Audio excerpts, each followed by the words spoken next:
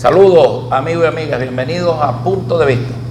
Donde quiera que usted se encuentre, espero que esté de lo mejor a través del maravilloso mundo de las redes sociales. En su canal Prensa Pedro Duarte o a través de su canal Prensa Pedro Duarte. Allí en la pantalla aparece el link para suscribirse y luego la mano para darle me gusta. En el día de hoy vamos a estar con un programa muy especial. Vamos a hablar del Esequibo. Vamos a entrar en las profundidades históricas en estos cortos minutos de una materia pero muy importante para nosotros como patria, como patriotas, y estamos hablando del Esequibo. Y para ello tengo un invitado de lujo. Hablo de un gran amigo, hablo del diputado Juan Eduardo Romero Jiménez. Es licenciado en Ciencias Sociales, área de Historia, egresado de la Universidad del Zulia. Tiene diploma en Gobernabilidad de Gerencia Política de la Universidad Católica Andrés Bello, diplomado en Historia de América Latina y maestría en Historia Social y Política en la Universidad Internacional de Andalucía, España. En la misma universidad realizó un doctorado en Historia Contemporánea de América Latina, profesor universitario desde hace más de 30 años, escritor, poeta, actualmente diputado de nuestra honorable y respetada Asamblea Nacional, miembro de la Comisión Permanente de Seguridad y Defensa de la Nación, asesorado también siempre a nuestro gobierno, por supuesto, en todo lo que es el tema fronterizo.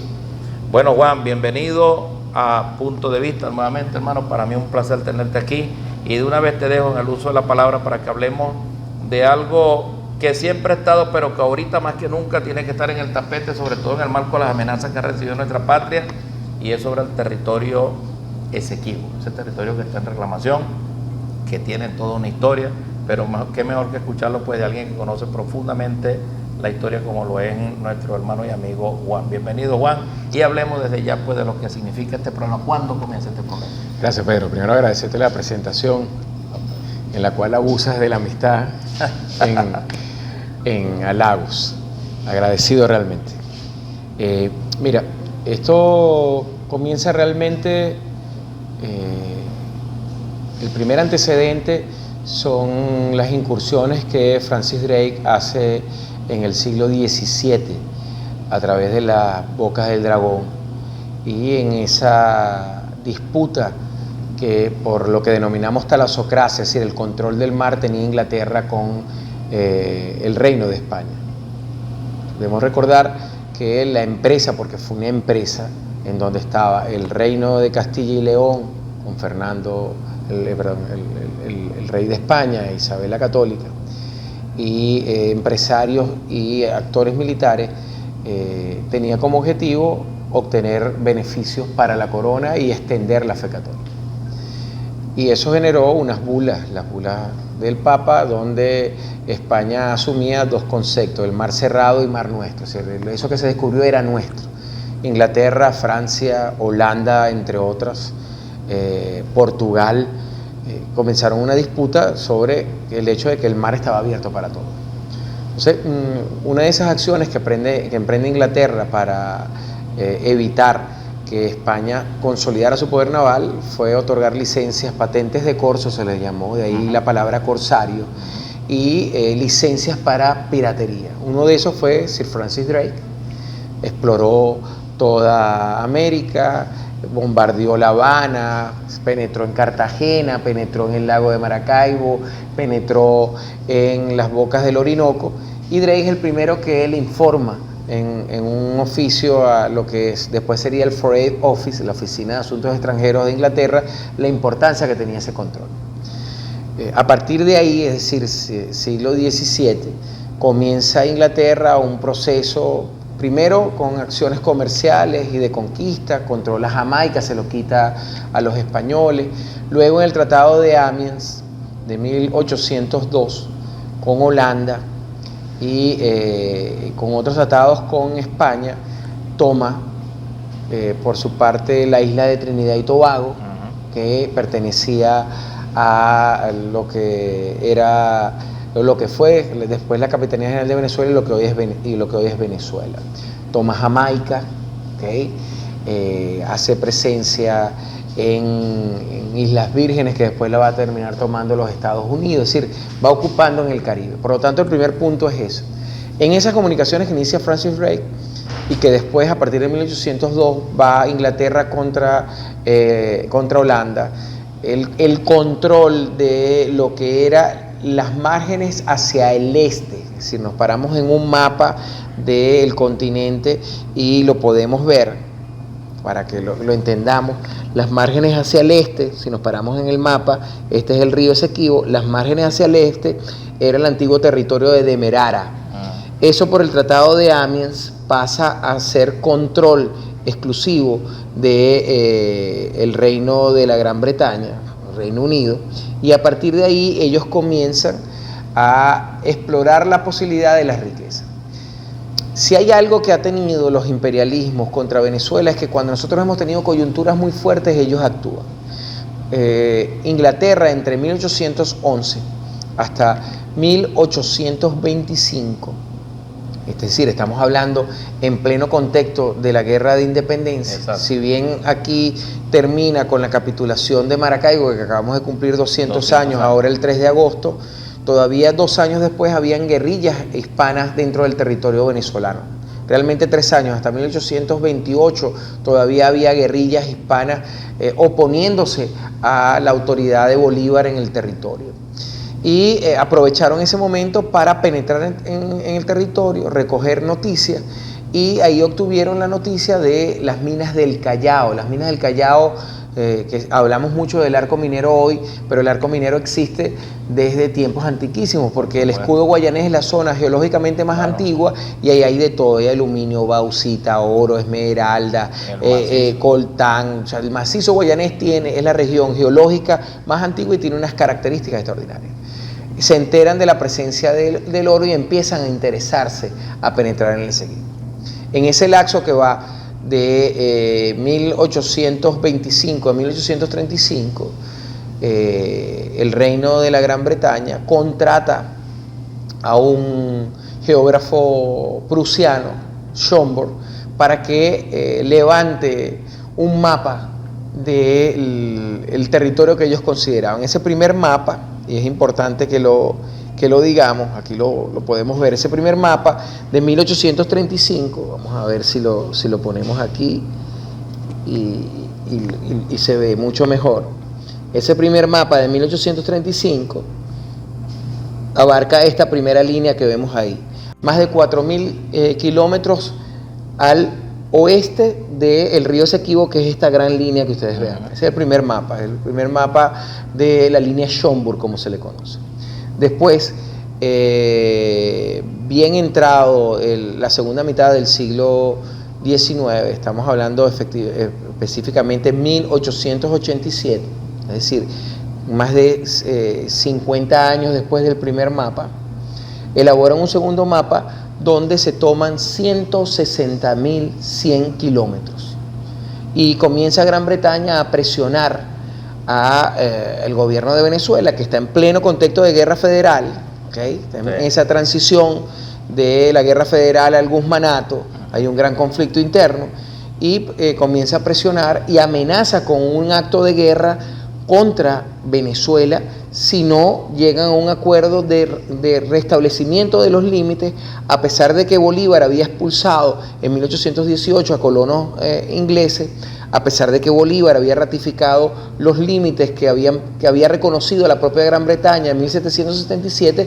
cuando se crea la Capitanía General de Venezuela. Cuando Gran Bretaña hace esta amenaza de agarrarse más de 160.000 kilómetros, los Estados Unidos, que ya han formulado en 1883 la doctrina Monroe, en donde asumen un destino manifiesto y se creen que las grandes potencias europeas deben de tratar con ellos, ya Estados Unidos está esbozando su proyecto de conformarse en un polo de poder.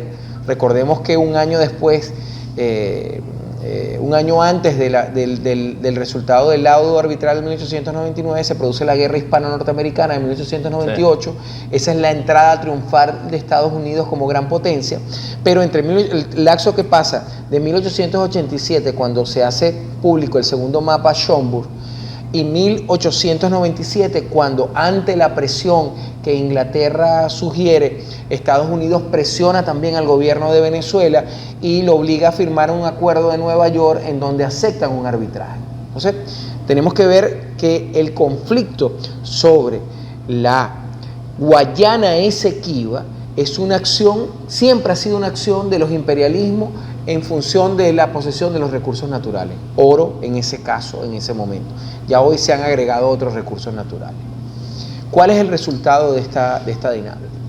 Bueno, Estados Unidos convence a Inglaterra que de tratar una controversia, ya se había producido, vuelvo y te repito, el resultado de la guerra hispano-norteamericana. Sí. Estados Unidos surge como un gran aparato militar e Inglaterra decide sentarse a negociar con Estados Unidos. Se nombra un tribunal, 2 jueces norteamericanos que deberían de representar a los intereses de Venezuela. Eso no ocurre. Esto es importante que nosotros lo digamos. Aquí lo podemos ver a estos jueces, ¿no? Aquí los vemos. Los 2 jueces norteamericanos, los 2 jueces ingleses y un presidente del tribunal que se suponía debía ser imparcial representando a Rusia, pero este último había sido formado en Inglaterra, tenía lazos familiares con la reina de Inglaterra, con el rey de Inglaterra, perdón, en ese momento, ¿okay? Y por lo tanto se produce una componenda en donde se produce un despojo. Y aquí entra el primer elemento sobre el cual nosotros tenemos que hacer una actividad pedagógica, es decir, destinado a los menores de edad, y una actividad andragógica destinado a los adultos. Porque el laudo de París, que es el punto 1 de la pregunta del referendo consultivo, de lo que se trata aquí es que los venezolanos conozcamos los términos. Tú eres abogado, vas a entender mejor aún lo que yo voy a decir. El laudo de París es írrito y nulo. ¿Por qué es írrito? Bueno, primero porque uno de los principios del derecho positivo es que las partes concurrentes tienen derecho a la defensa directamente. Claro, y si no por un abogado nombrado directamente por ellos que represente sus intereses. Nosotros no tuvimos derecho a la defensa directamente y los abogados que fueron nombrados no representaron nuestros intereses. Segundo, cualquier litigio, sea penal, mercantil, civil o de derecho internacional público, el juez que recibe la petición del litigio debe expresar en su decisión cuáles son los alegatos presentados por las partes. Pedro Duarte tiene una demanda contra Juan Romero porque Pedro Duarte dice que Juan Romero es un farsante y que todo lo que dice Juan Romero es falso, que todo su recorrido académico es falso. Y yo concurro ante el juez, fulanito de tal, y digo, lo que dice Pedro Duarte es falso. Aquí está mi título de licenciado, aquí está mi título de maestría, aquí está mi constancia de ingreso como profesor, aquí está mi constancia de ingreso en estas universidades extranjeras. Y se te tiene que combinar a eso. Claro, ¿no? Claro. Y entonces Pedro Duarte dirá, bueno, eso no es así, bueno, yo tengo esta información porque, y Pedro alega, es que yo leí en una parte que todo eso es falso. Bueno, entonces el juez tendrá sobre la mesa los alegatos de ambas partes y dice, bueno, resulta que el señor Pedro Duarte acusó al señor Juan Romero de esto y Juan Romero se defendió presentando con esto. Parte resolutiva.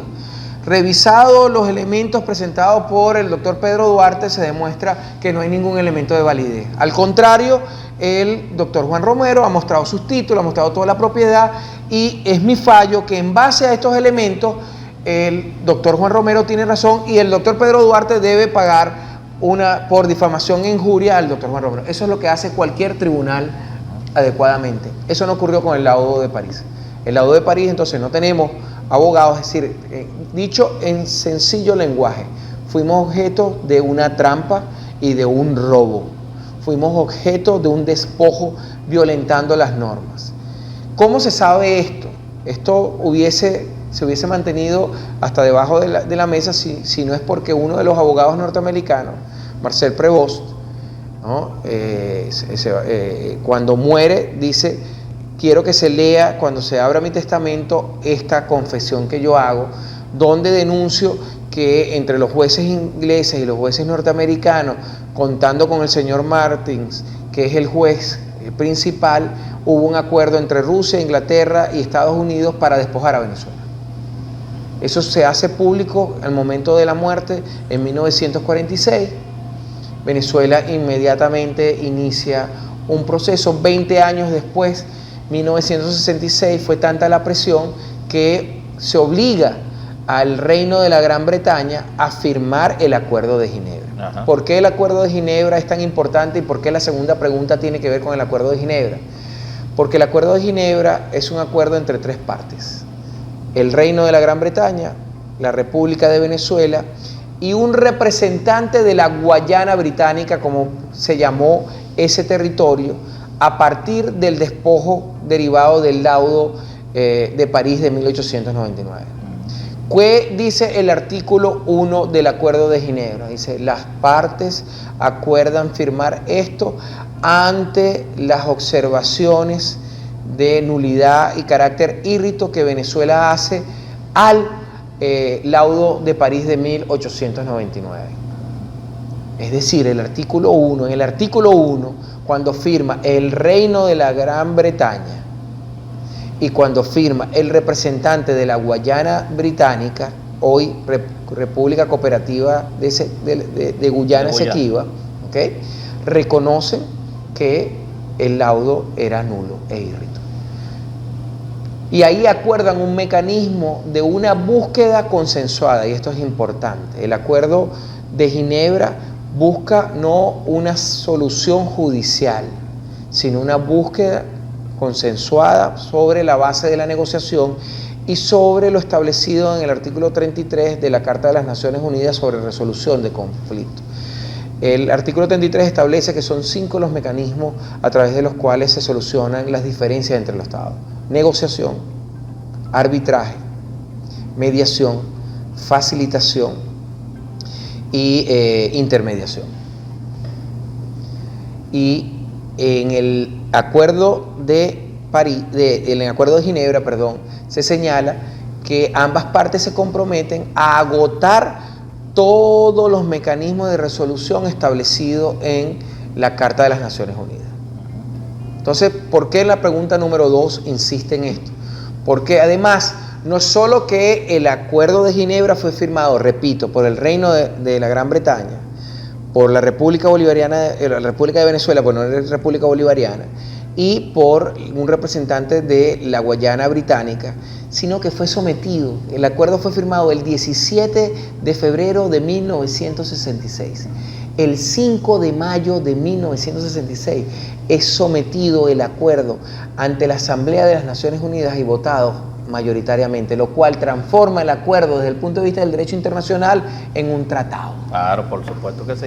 Y la única manera que el tratado deje de estar en vigencia es que sea la propia Asamblea de las Naciones Unidas y los países de las Naciones Unidas los que levanten sanción a la medida. Así mismo. Por eso es que en la segunda pregunta nosotros insistimos: ¿está usted de acuerdo en que sea el Acuerdo de Ginebra el único mecanismo para la solución? La oposición ha querido decir que esto es redundante. No, no es redundante. Cuando usted tiene un conflicto con un familiar sobre la propiedad de un bien y usted vive en el bien, ¿ok?, usted acude al tribunal así esté usted viviendo en el bien. Claro, porque usted va a defender sus derechos. Usted tiene el derecho a defender. Es lo que nosotros estamos haciendo. Nosotros estamos haciendo una consulta que tiene que ver con el articulado de la Constitución en lo que respecta que la consulta al pueblo es un mecanismo establecido. Estamos respondiendo al artículo número 10 de la Constitución, que dice que el territorio que corresponde a la República Bolivariana de Venezuela es el territorio que teníamos para el 19 de abril de 1810. Estamos cumpliendo con el artículo 70 de la Constitución, que señala que es un mecanismo la consulta al pueblo y que entre esos mecanismos está el referéndum. Estamos cumpliendo con los artículos que con respecto a seguridad y defensa, que es el 326 de la Constitución, que señala que es un hecho de corresponsabilidad que todos los venezolanos defendamos el territorio. Por lo tanto, la consulta del 3 de diciembre es una consulta ajustada al derecho. Aquí de lo que se trata, Pedro, es de entender que hay dos nociones de derecho completamente distintas. Está la noción reconocida internacionalmente de que lo que posees seguirás poseyendo, el iuti possidetis iuri. Y contra eso ellos nos oponen el iuti possidetis factum. El posees lo que obtienes por la fuerza. Nosotros oponemos los derechos históricos al uso de la fuerza, la diplomacia de paz a las acciones de guerra, el respeto al derecho internacional en contra de los que violentan todas las normas por una prepotencia militar o una prepotencia en términos de interés. Eso es lo que nosotros estamos haciendo. Y la fuerza de lo jurídico.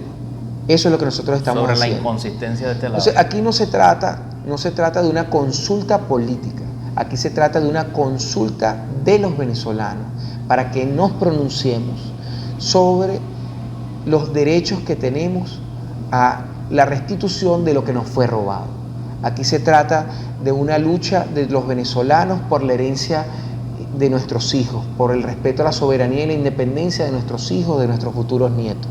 Aquí se trata de una defensa de todos los venezolanos, de la heroicidad que nosotros tuvimos en un momento. Bolívar decía al encargado de negocio Irving en 1819, cuando nosotros detuvimos 2 naves con bandera norteamericana que estaban violentando el bloqueo y que estaban enviando armas, pertrechos a las tropas españolas sitiadas en los castillos de Angostura, ante la amenaza del encargado Domingo Irving de una guerra de Estados Unidos contra Venezuela, Bolívar respondía, y nosotros utilizamos esa frase. Bolívar decía: hemos perdido la mitad de la población luchando contra un imperio para defender la dignidad del territorio. La otra mitad estamos gustosos a seguir ese ejemplo de ser necesario.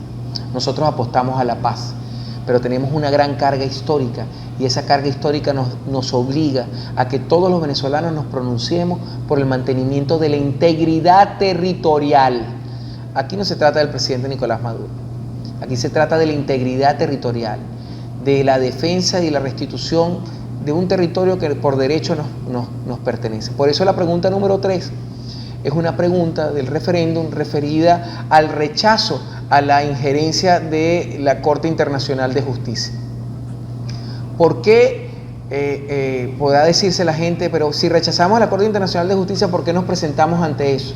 Voy de nuevo con un ejemplo. A usted lo acusan de ladrón y usted no es ladrón, pero usted acude al tribunal para defenderse de la acusación. ¿Dónde está la causa? Nosotros estamos acudiendo a la Corte Internacional de Justicia, aunque la Corte Internacional de Justicia no tiene potestad. ¿Por qué no tiene potestad? Porque el propio reglamento de la Corte Internacional de Justicia dice que la Corte Internacional de Justicia tendrá que pronunciarse sobre un litigio entre 2 países por 3 condiciones. La primera, si hay un tratado de reconocimiento de las partes sobre la potestad que tiene la Corte Internacional de Justicia. La Corte Internacional de Justicia surge por el Pacto de Bogotá. Ni la República Cooperativa de Guyana ni la República Bolivariana de Venezuela son adherentes del Pacto de Bogotá. Por lo tanto, no reconocen a la Corte Internacional de Justicia. La pregunta es: si Guyana no reconoce a la Corte Internacional de Justicia, ¿por qué acude? Porque la Corte Internacional de Justicia se ha transformado en un mecanismo de expresión de los intereses del orden multinacional. La segunda condición que permite que la Corte Internacional de Justicia tenga injerencia en un asunto es que exista ante una controversia un tratado entre las partes donde diga: si no podemos ponernos de acuerdo, si no podemos ponernos de acuerdo con los mecanismos de resolución establecidos en las Naciones Unidas, en el artículo 33, vamos a acudir a la Corte Internacional de Justicia para que lo haga. Eso tampoco existe. Ni Guyana ni Venezuela han firmado un acuerdo sobre eso. Y tercero, tiene que haber un pronunciamiento de las partes contundentes de que la Corte Internacional de Justicia, y ambas partes tienen que estar de acuerdo para que la Corte Internacional de Justicia tenga potestad para actuar. De nuevo, entonces, la pregunta: ¿por qué actúa la Corte Internacional? Respondiendo a los intereses transnacionales. Por eso la tercera pregunta es una manifestación de los venezolanos diciendo: estamos acudiendo ante la Corte Internacional de Justicia para defendernos porque es nuestro derecho, como lo establece el derecho positivo en cualquier parte del mundo. Pero no creemos en la Corte Internacional de Justicia y los venezolanos masivamente lo rechazamos. La cuarta pregunta: ¿a qué está referida? La cuarta pregunta está referida esencialmente al hecho de que nosotros debemos de alguna manera muy precisa avanzar sobre la circunstancia, en este caso, sobre la circunstancia en este caso que nos atañe, ¿okay? Permítanme buscar la cuarta pregunta, que está referido sobre la disposición de Guyana de otorgar concesiones. Hay un principio del derecho internacional público que señala claramente que lo primero es definir el territorio en disputa y luego el mar territorial, porque por el derecho internacional del mar hay tres mecanismos: zona económica exclusiva, plataforma continental y mar territorial. Eso da un conjunto de millas náuticas sobre los cuales se ejerce soberanía. No es el caso acá. Hay una disputa territorial todavía en litigio y Guyana está dando concesiones. Yo quiero mostrarles a ustedes las concesiones que Guyana está dando y cómo se extralimita en el otorgamiento de estas concesiones, que es una violación terrible al derecho internacional y a este acuerdo, y es por eso que nosotros estamos señalando esto. Fíjense, la zona en la cual la República Cooperativa de Guyana está otorgando concesiones es esta, ya la voy a mostrar acá. Aquí la podemos ver. Este es el río Esequibo, el límite que nosotros estamos restituyendo. Este es el bloque Starbrook. En ese bloque ellos han conseguido ya dos pozos, Lisa 1 y Lisa 2, con alto potencial hidrocarburo. Lisa 1 tiene posibilidades de extracción a futuro de 850.000 millones de barriles de petróleo. Lisa 2 tiene un poco menos, 450.000 millones, es decir, Lisa 1 y Lisa 2 equiparan las capacidades prospectivas de la faja petrolífera del Orinoco, que tiene más de 1 billón de barriles de petróleo extraídos. Y como ustedes ven, Starbrook está ya no solo en la zona en disputa, sino que entra a la proyección de la desembocadura del delta del Orinoco en mar territorial venezolano. O sea, la cuarta pregunta está referida a que los venezolanos contundentemente rechacemos. Fíjense además que es una cosa paradójica, porque la República Cooperativa de Guyana acaba de acudir a la Corte Internacional de Justicia a objetar una medida de política interior basada en la Constitución nuestra, ¿ok? Como es sin lugar a dudas, la realización de un referendo consultivo. Pero la Corte Internacional de Justicia no se ha pronunciado sobre las denuncias que propiamente Venezuela ha hecho en la Corte Internacional de Justicia y en otros medios de que Guyana se está extralimitando al otorgar concesiones sobre un mar territorial que no le corresponde. Entonces la cuarta pregunta debe obligarnos a decir sí contundentemente. La quinta y última es la más importante en mi criterio, porque la quinta y última tiene que ver con esto, tiene que ver con el territorio de la Guayana Esequiba, y aquí lo vemos. Ese territorio es todo lo que ustedes ven aquí. Actualmente, la República Cooperativa de Guyana ha creado 5 regiones administrativas en ese territorio. La República Cooperativa de Guyana tiene 6 regiones administrativas, pero casi 5 de esas regiones están en el territorio que nosotros reclamamos por derecho. La región de Barima Guainini, la región del Cuyuní-Mazaruni, la de Barima Guainini, limita con el estado del Tamacuro. La del Cuyuní-Mazaruni limita con el estado Bolívar. La de Potaro-Siparuni limita con Brasil. Y la del Alto Esequibo o Upper Esequibo, como se ve acá, limita también con Brasil.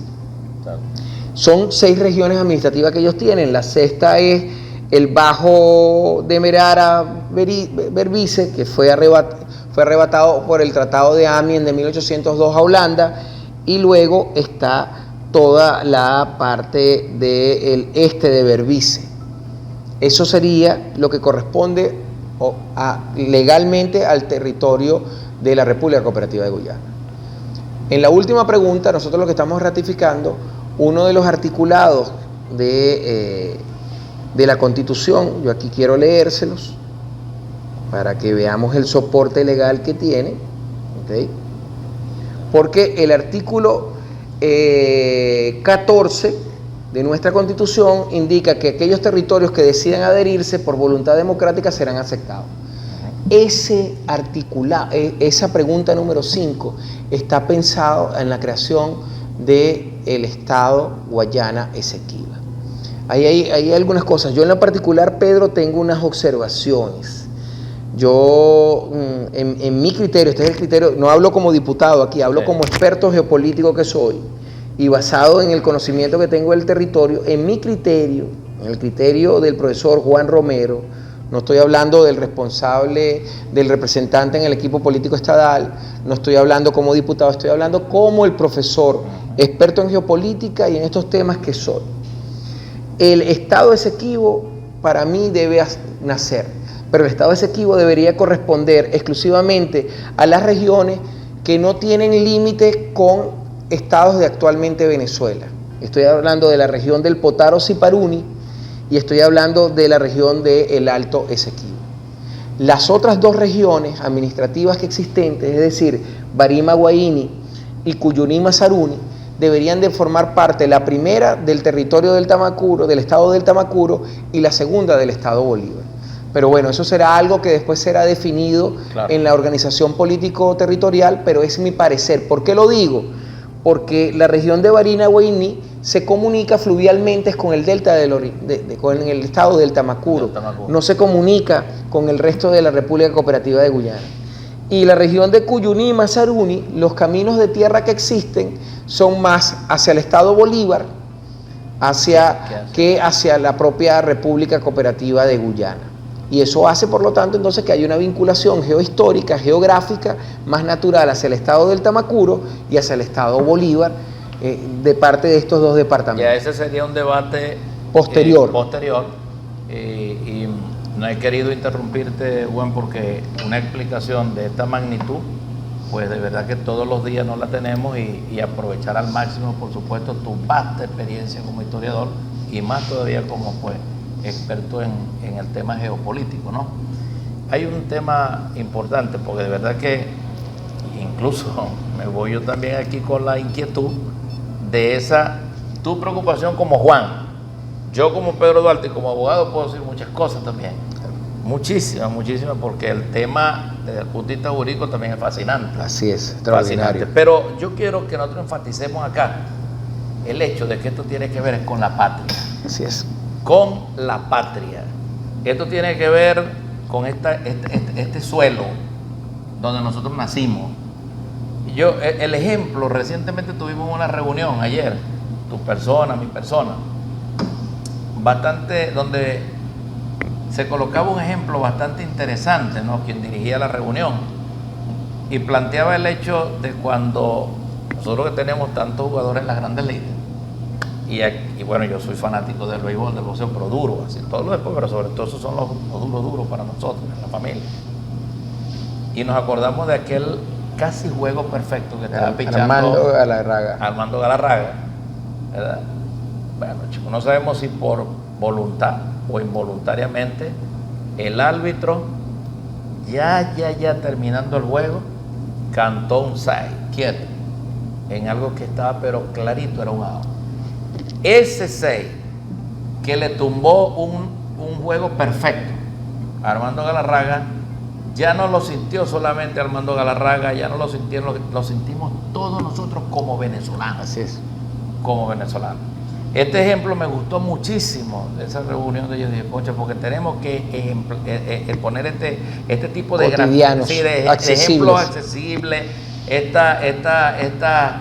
diríamos nosotros, estas gráficas, ¿no? Que son bastante accesibles de la vida, para entender que nosotros, independientemente de color político, de lo que sea, tenemos que estar en pleno, en corazón, en cuerpo y alma, de acuerdo con todo lo que tiene que ver, por supuesto, con las preguntas que están allí, en favor de nuestra patria, en favor, por supuesto, de lo que tiene que ver con tener de una vez por todas pues algo que es nuestro, que nos pertenece, pero que ya ahorita hablaba pues precisamente de cómo nos despojaron de ese territorio que es el Esequibo. Yo creo, Juan, que eso es importante, el esfuerzo que estás haciendo como diputado, como historiador, como profesor, es importantísimo y todos tenemos que hacerlo. Miren, señores, despojémonos, despojémonos de cualquier tontería.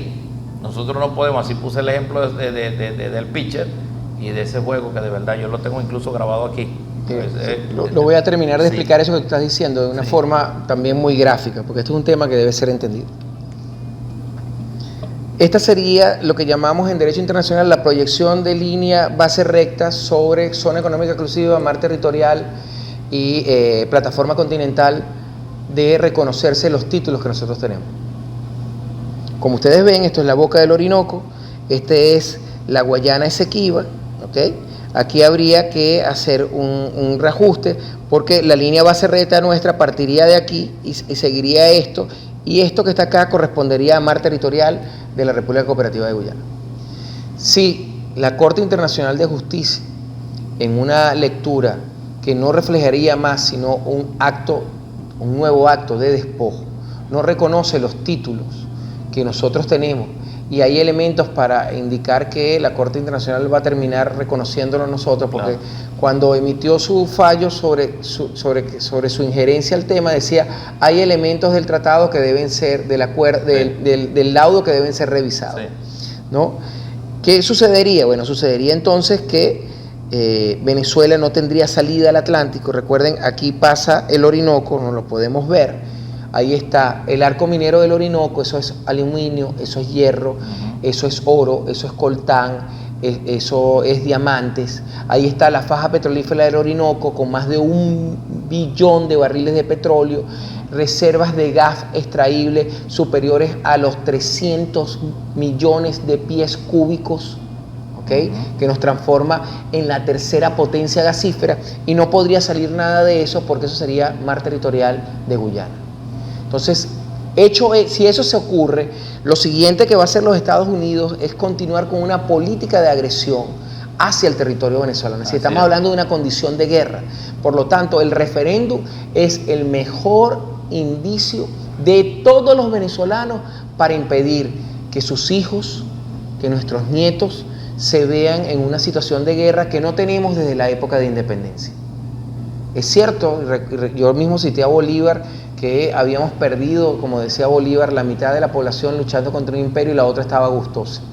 Pero nosotros no queremos que nuestros hijos, que nosotros mismos tengamos que comprometerlos a dar la vida por la defensa de la patria. La manera en la que todos los venezolanos, porque es deber de todos los venezolanos por la Constitución defender el territorio para evitar que vayamos a una guerra, que es lo que está buscando la República Cooperativa de Guyana, es votar sí, sí, sí, sí y últimamente sí a las 5 preguntas. Y ahí, Juan, Venezuela toda por igual comprometida, todos los venezolanos sin distingo comprometida con la defensa de nuestra patria y lo que tanto le costaron a nuestros ancestros, a los abuelos de nuestros abuelos, este territorio que hoy tenemos. Juan, y aquí con este mapa quedaríamos nosotros, ni lo quiera Dios, en un caso hipotético de un resultado así, con una problemática parecida a la de Bolivia, y la salida al mar. Idéntica a la de Bolivia. Cierro el programa agradeciéndote y te dejo en el uso de la palabra, Juan, para tu opinión. Nosotros hemos pasado todos estos días por cosas que, bueno, uno de verdad traga grueso, ¿no? Cuando uno escucha las decisiones, las opiniones de estos personeros de Guyana, son terribles, son provocativas, ¿no? Provocadoras, o sea, tentadoras incluso, y uno se niega a eso, de verdad, y lo dijiste ahorita, la mitad estamos dispuestos, estarían dispuestos, pero lo que menos queremos es esto, somos gente de paz, sí, ¿no?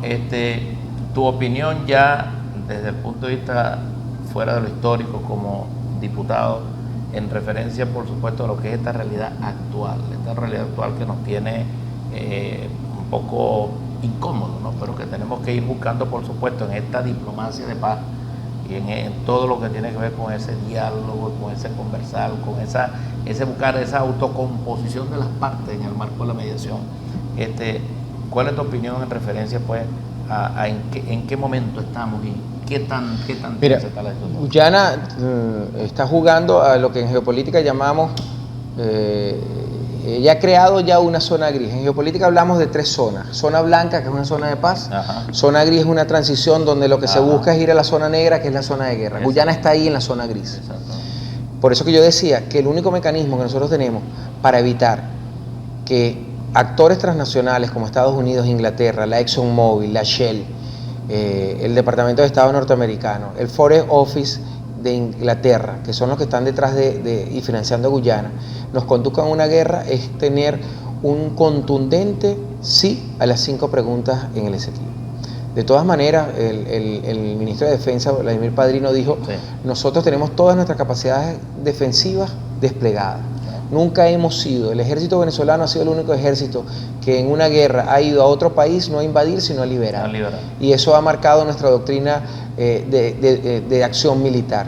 Pero esa doctrina de acción militar también compromete a todos a la defensa del territorio y asume que la defensa del territorio es algo que compete a todos los venezolanos y que la defensa del territorio es en cada espacio, en cada calle, en cada avenida, en cada localidad. Nuestra patria está en estado de alerta ante la posibilidad de una agresión por parte del Comando Sur.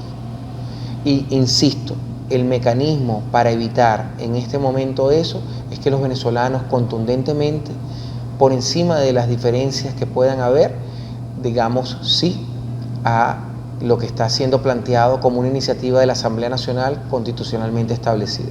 Y así va a ser. Sí a rechazar el laudo arbitral, al robo del laudo arbitral de 1899, sí a que el Acuerdo de Ginebra es el único mecanismo establecido, sí a que la Corte Internacional de Justicia no tiene injerencia, sí a rechazar el otorgamiento de concesiones de Guyana en un mar territorial todavía no delimitado, y sí a la conformación del Estado Guayana Esequiba. De eso es lo que se trata, un mecanismo para paz. Termino. Sí.